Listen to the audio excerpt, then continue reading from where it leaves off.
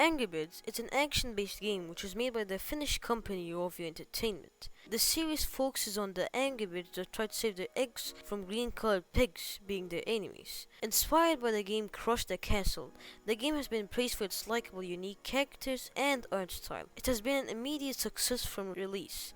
Now in the year 2021, Angry Birds is most probably forgotten by now. The developers have wiped some pivotal games of the franchise, and the future of Angry Birds does not look so good. But why?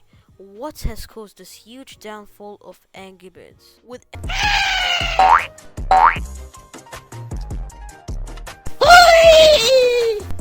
all shapes and sizes.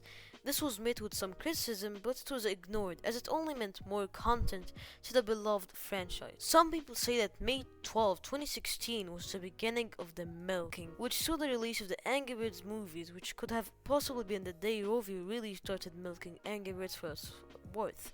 Funny how I am the one saying it. Guys, Mom said it's my turn. This exact year is when Rovio started turning most of the successful games into pay-to-win games and also started this trend of garbage. So now let's cover all the crap they've done in complete chronological order. The very experimental start was March 2015 with Angry Birds Pop. This time God, I can't say this stuff. This time, in this period, this genre of games was popular as hell, which meant big bucks for Rovio. Yes, big bucks time.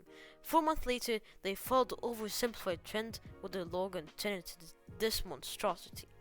Sometime later into the 2016, this is the year where the real crap starts happening. April 2016, and this is when they create the mess Angry Birds Action, a game which everyone forgot about within the first month of the release, which features the new birds from the upcoming Angry Birds movie at the time. On May 13, exactly a day after the movie aired, the beloved show Angry Birds Toons was cancelled. They shifted their focus from something actually pretty good to God knows what this is. On June 30, Update 2.0 was added to Angry Birds Go, which I actually enjoyed. This update really, and I mean really, messed up the game. The game was bombarded for its new heavy pay-to-win mechanics. A couple of years later, it was gone, never to be seen again. Look at that. December 2016, Angry Birds Blast, a hop on the train that was blowing up at the time, is made where Rovio basically transforms Candy Crush, the Candy Crush trend, into their own spin. There's literally no difference between this game and the million other games of the same genre. So I made it this far. You can notice that by each game that comes... I have a problem. So, we made it this far, and you couldn't notice that each game that comes out, the quality drops. Well, why, you may ask? Stay tuned because I'm diving into that very soon. March 10, 2017, Angry Birds Blues was an animated TV series based on the Angry Birds movie, which is another way for Rovio to make quick, big boy, buck, cash. June 2017, Angry Birds Evolution, basically Angry Birds RPG, but just horrifically, and I mean horrifically bad. Like, just imagine Angry Birds RPG, but Angry Birds Evolution is like the crackhead uncle of Angry Birds RPG. August 2017, Angry Birds Match. Just Candy Crush with some, Angry Birds? Next. Should I really continue this? I mean, by now, I think you should get the gist. If I go on, this will take way too long. Why would Rovio do all of this? Just a little look on the Google Trends can explain all of this. You can see that the popularity really took a hit to 2015.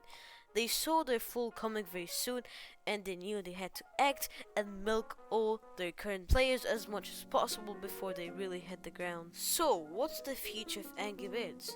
Angry Birds will end eventually, just like everything else, but I can safely tell you it's not going anywhere anytime soon. It's here to stay, although people may not see it as the glorious thing it used to be, but it's still here and it's still going. Angry Birds played a massive part in my life. It was one of the things that I always recognized ever since I was so young. I actually did not get introduced to it by the game itself, but instead I got introduced to it by its bootleg merchandise. At the time I did not have an electronic device. The closest thing to an electronic device I had was this little 1990s TV. Only a few years later I actually got a look of the game on the phone, and I was really impressed. I was like, wow, that's so cool. A couple of years later I actually got the chance to play it. I played the spin-off games, the Transformers RPG, the Go one, I feel like those three games, RPG, Transformers, and the Angry Birds Go, were by far my favorite. Some people may hate the Angry Birds Go one, but for me, I really loved it. In all honesty, Angry Birds is just this one pivotal role of everyone's childhood.